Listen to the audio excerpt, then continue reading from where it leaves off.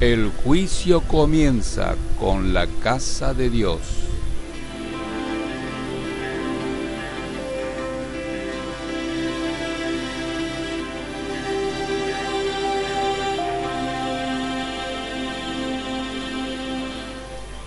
Estimados amigos, hoy vamos a estudiar las palabras del apóstol Pedro en su primera carta, capítulo 4, versículo 17 al 18.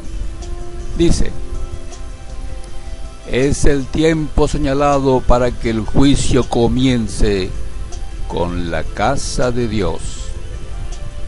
Ahora bien, si comienza primero con nosotros, ¿cuál será el fin de los que no son obedientes a las buenas nuevas de Dios? Y si el justo con dificultad se salva, ¿dónde aparecerán el impío y el pecador? Muchas personas creyentes en Dios están convencidas que los edificios religiosos son la casa de Dios y que Dios no permitirá que jamás sean destruidas.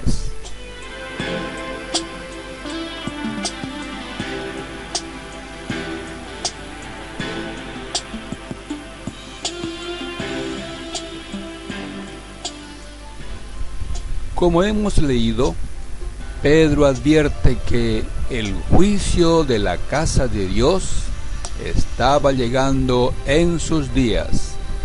En el primer siglo, muchos estudiosos de la Biblia señalan que Pedro escribió su primera carta para el año 64 a 65 era común, cuando el templo de Dios estaba funcionando.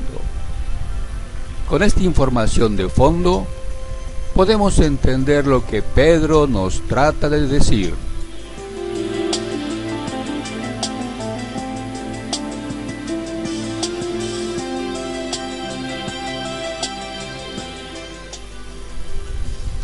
El año 66 era común. Las legiones romanas cercaron Jerusalén.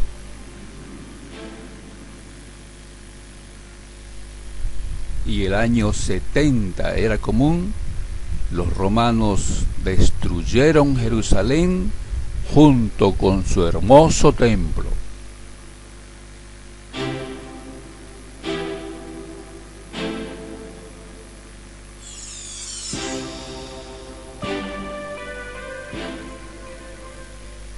El juicio sobre la casa de Dios se había ejecutado, como lo advirtió el apóstol Pedro unos años antes.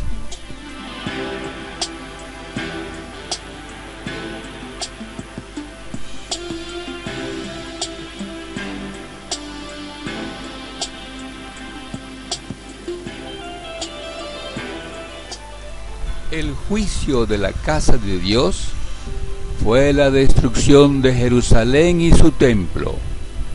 Eso era lo que Pedro quiso decir a sus hermanos cristianos. Una advertencia muy oportuna.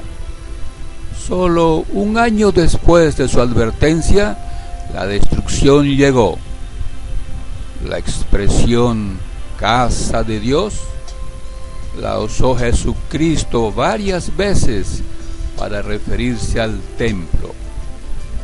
Por ejemplo, en Mateo capítulo 21 y versículo 13 dice: y les dijo, está escrito, mi casa será llamada casa de oración, pero ustedes la hacen cueva de asalteadores. Jesucristo predijo esta destrucción en Lucas capítulo 21 y versículo 5. Vamos a leer. Algunos de los seguidores estaban hablando acerca de los edificios del área del templo y decían: miren qué piedras tan hermosas y las ofrendas que lo adornan. Pero Jesús le dijo: llegará la hora en que todo lo que ven aquí será destruido. No quedará piedra sobre piedra, todo se vendrá abajo. Traducción, palabra de Dios para todos.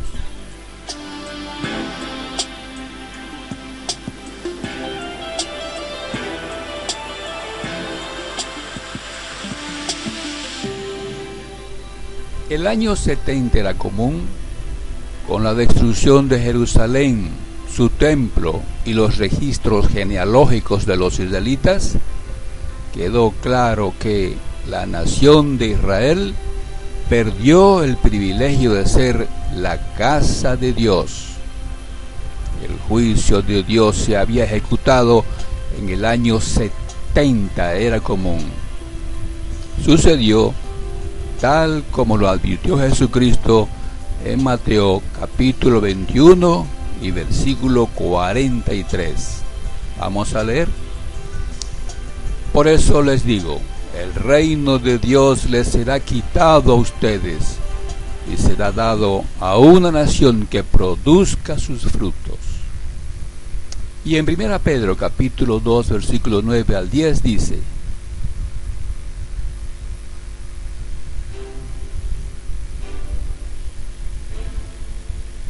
ustedes son una raza escogida, un sacerdocio real, una nación santa, un pueblo para posesión especial, para que declaren en público las excelencias de aquel que los llamó de la oscuridad a su luz maravillosa.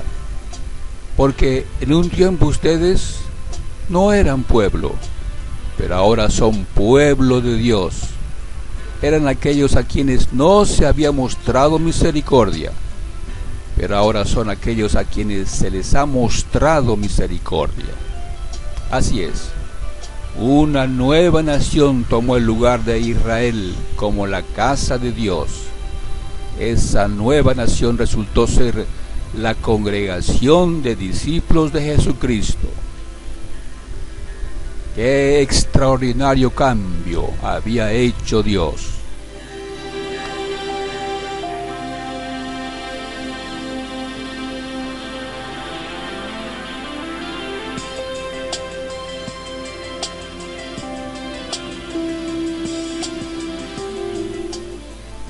El apóstol Pablo lo explica así en la carta que escribió a los Hebreos, capítulo 3 y versículo 6.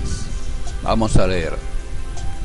Nosotros somos la casa de aquel, si mantenemos fuertemente asida nuestra franqueza de expresión y nuestra jactancia respecto a la esperanza con firmeza hasta el fin.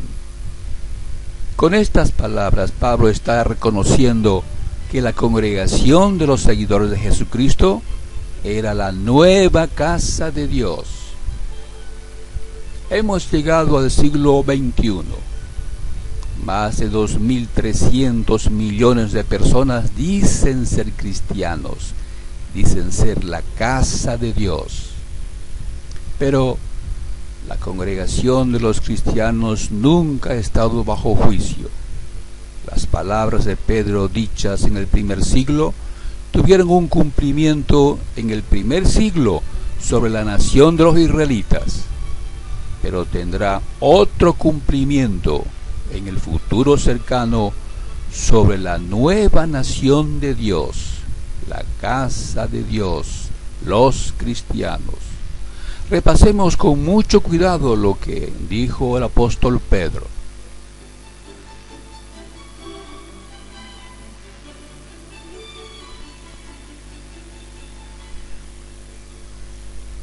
Ya hemos leído este pasaje, lo vamos a repasar. Primera carta del apóstol Pedro, capítulo 4, versículo 17 en adelante. Pues ha llegado el tiempo del juicio, y debe comenzar por la casa de Dios. Y si el juicio comienza con nosotros, qué terrible destino les espera a los que nunca obedecieron la buena noticia de Dios. Además, si el justo a duras penas se salva, ¿qué será de los pecadores que viven sin Dios? Traducción, palabra de Dios para todos. Cuando dice Pedro, nosotros, se refiere a sus hermanos cristianos. Así es, después de casi 2000 años, Dios se propone poner fin a la mala hierba entre los cristianos. Hoy, entre los cristianos, hay pecadores que viven sin Dios, pero no podrán engañar a Jesucristo, que es capaz de ver lo que hay en el corazón. Durante el juicio venidero, los cristianos serán juzgados primero, pues el juicio debe comenzar por la casa de Dios, como lo dice el apóstol Pedro. Los cristianos hoy se hallan divididos en miles de sectas en conflictos, todas dominadas por un clero que los tiene esclavizados a doctrinas que han sacado de las filosofías griegas y religiones paganas.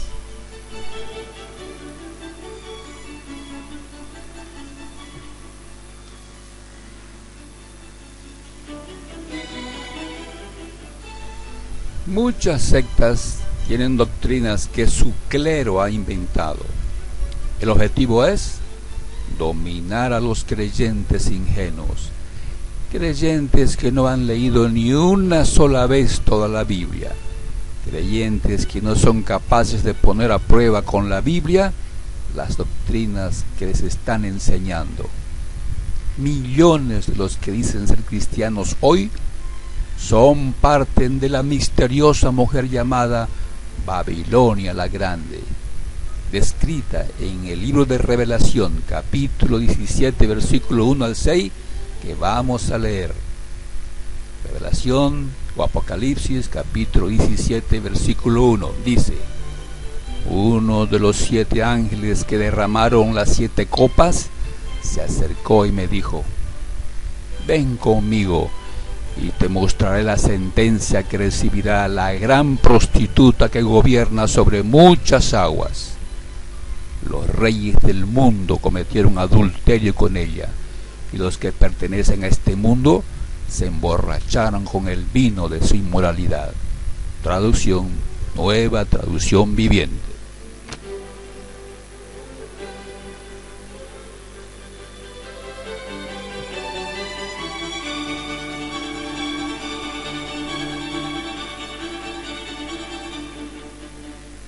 Sigamos leyendo, versículo 3. Entonces el ángel me llevó en el espíritu al desierto. Allí vi a una mujer sentada sobre una bestia de color escarlata que tenía 7 cabezas y 10 cuernos, y estaba llena de blasfemias escritas contra Dios. La mujer estaba vestida de púrpura y escarlata, y llevaba puestas hermosas joyas de oro, piedras preciosas y perlas. En la mano tenía una copa de oro llena de obscenidades y de las inmundicias de su inmoralidad. Tenía escrito en la frente un nombre misterioso: Babilonia la Grande, madre de todas las prostitutas y obscenidades del mundo. Pude ver que ella estaba borracha de la sangre del pueblo santo de Dios, es decir, los que testificaron de Jesús. Me quedé mirándola atentamente, asombrado. Nueva Traducción Viviente. Babilonia significa confusión. Es el símbolo que la Biblia da a todas las religiones del mundo. Las doctrinas de las religiones del mundo dejan a la gente en total confusión religiosa.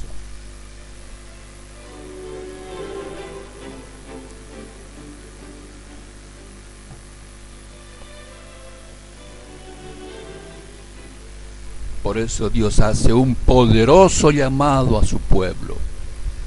Salgan de ella, pueblo mío, si no quieren participar con ellas en sus pecados y si no quieren recibir parte de sus plagas, porque sus pecados se han amontonado hasta llegar al cielo, y Dios ha recordado su actos de injusticia. Los cristianos que no obedezcan la orden que Dios amorosamente les da, recibirán las plagas que Babilonia recibirá. Es más, como dice el apóstol Pedro, serán los primeros en ser juzgados por ser la casa de Dios.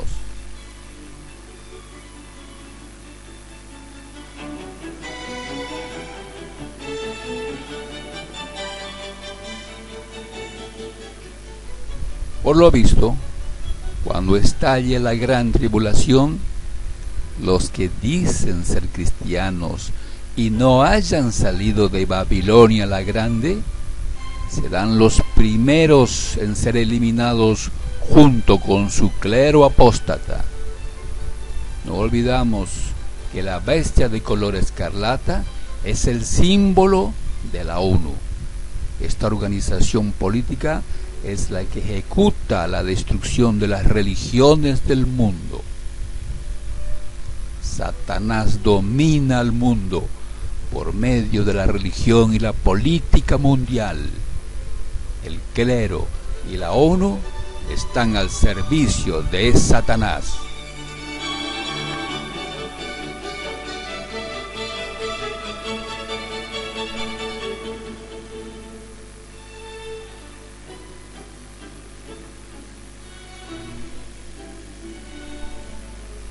¿Qué es lo que está haciendo el clero hoy? El apóstol Pedro profetizó lo que hoy está haciendo el clero. Vamos a leer lo que dijo. Con codicia los explotarán a ustedes, con palabras fingidas, segunda Pedro capítulo 2 y versículo 3. Además Pedro escribió: además muchos seguirán los actos de conducta relajada de ellos, y por causa de estos se hablará injuriosamente de la verdad. Así es. Hoy muchos clérigos viven como reyes, esquilmando a los ingenuos creyentes de sus rebaños. La homosexualidad, el abuso sexual de menores, la fornicación, el adulterio son prácticas comunes entre el clero o son permitidos. Hoy, 20 naciones llamadas cristianas ya permiten el matrimonio entre homosexuales.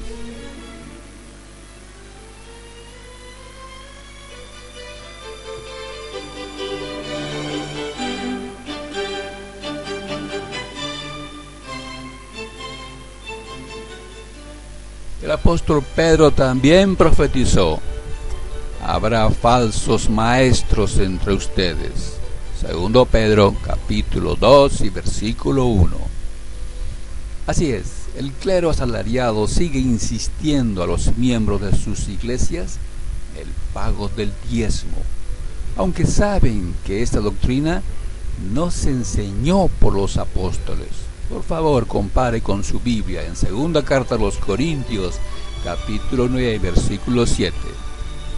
Además, se reconoce que las enseñanzas del alma inmortal, fuego del infierno, purgatorio, la Trinidad, el celibato, la veneración de imágenes, la división entre clero y legos, el bautismo de infantes, no son enseñanzas cristianas. Compruébelo usted mismo en cualquier enciclopedia religiosa. Y si usted se da tiempo de leer toda la Biblia, descubrirá que por usted mismo que la Biblia no las enseña. Por favor, lea Romanos capítulo 12 versículo 2, donde el apóstol Pablo estimula a los cristianos a tomar la iniciativa y hacer su propia investigación sobre estos temas que son la voluntad de Dios.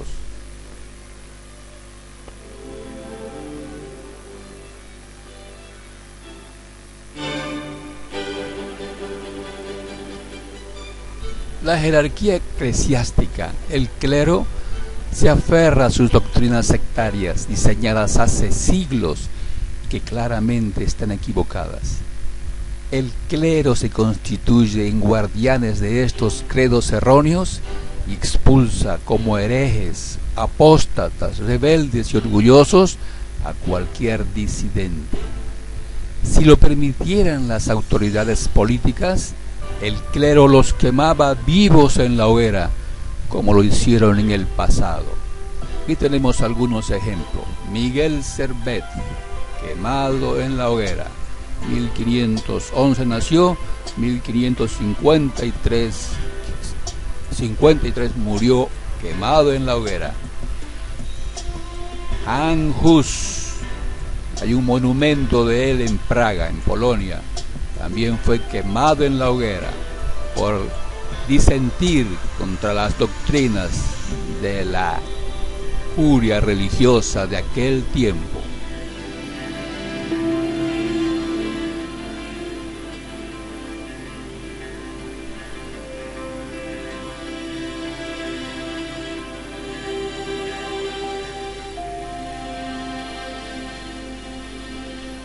El clero, esclavos de Dios o apóstatas. El clero en la congregación cristiana se consolidó con el apoyo político que el emperador Constantino les dio. En el año 325 era común en el concilio de Nicea. Desde entonces esta clase clerical ha buscado el apoyo político para eliminar a sus adversarios religiosos. Un ejemplo claro es lo que está pasando en Rusia hoy, en el siglo XXI. Una facción y la otra busca supremacía o ser declarados legales por el gobierno. Esta clase clerical son los verdaderos apóstatas, pues han inventado todo tipo de doctrinas con la intención de dominar a los creyentes y explotarlos. Una de las más destructivas doctrinas es la doctrina del magisterio eclesiástico. Esta doctrina dice que cada grupo religioso se autoproclama como la única iglesia portadora de la verdad religiosa, el único canal que Dios usa. Según esta doctrina, cualquier disidente es un apóstata y está condenado por Dios. Lo que enseña mi iglesia es la enseñanza del Cristo, dicen. Así justifican la expulsión de la membresía de cualquier disidente.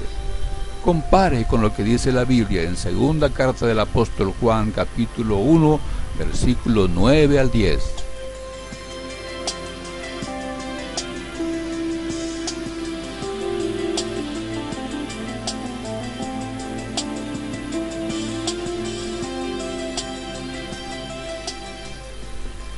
El apóstol Pedro en su primera carta, capítulo 4, versículo 18, escribió: el justo con dificultad se está salvando.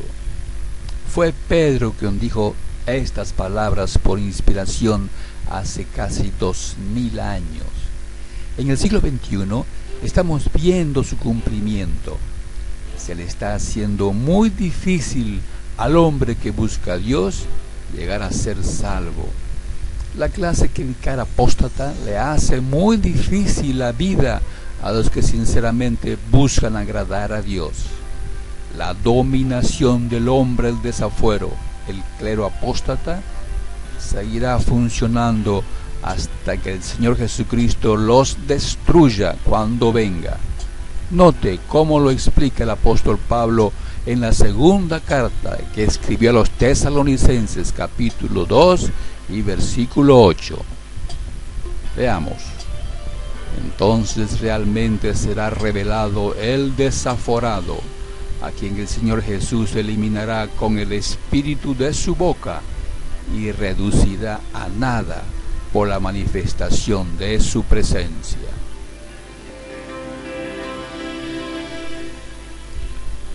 El clero es el desaforado que Jesucristo eliminará primero cuando regrese.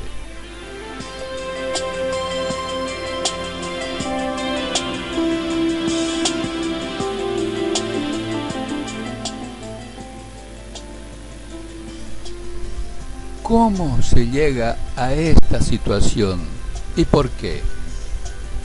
Note cómo lo explica el apóstol Pablo en su segunda carta, capítulo 2, versículos 11 y 12. Leamos. Dios deja que les vaya una operación de error para que lleguen a creer la mentira, a fin de que todos ellos sean juzgados por no haber creído la verdad, sino haberse complacido en la injusticia.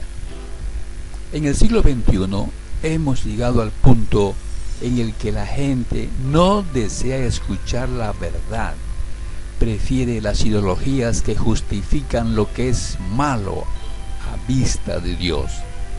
De modo que el aborto es ya legal en muchas naciones llamadas cristianas, además de la homosexualidad y el matrimonio entre homosexuales. Y el número de ateos está creciendo entre las naciones que eran cristianas. Como dijo el apóstol Pablo, la gente se complace en la injusticia.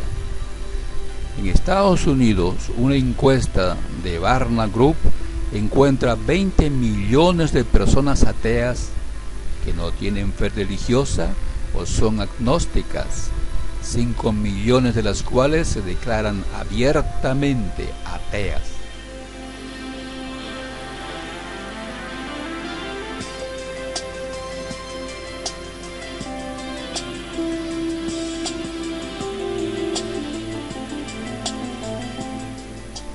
Juzgados por no haber creído la verdad.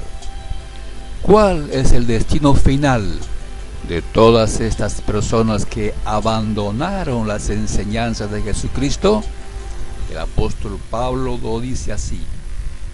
En la segunda carta a los Tesalonicenses, capítulo 1, versículo 9 al 10, vamos a leer.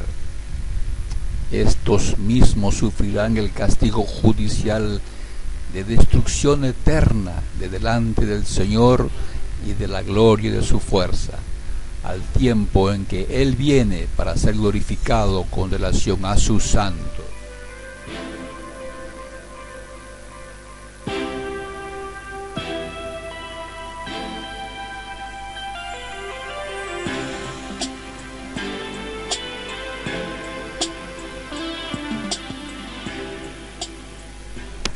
Durante la pandemia de 2019, COVID-2019, estamos viendo un debilitamiento muy serio en las organizaciones religiosas. Los enormes templos están cerrados. También están cerradas las fábricas en las que se producían libros, revistas, folletos, CD, etc.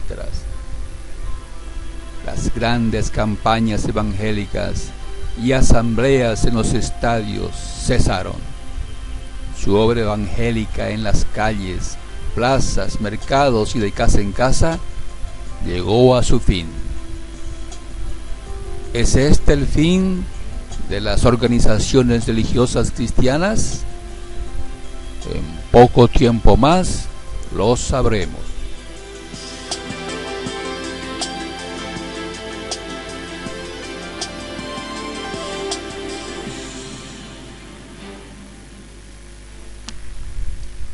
Este material ha sido preparado por Cristianos SC.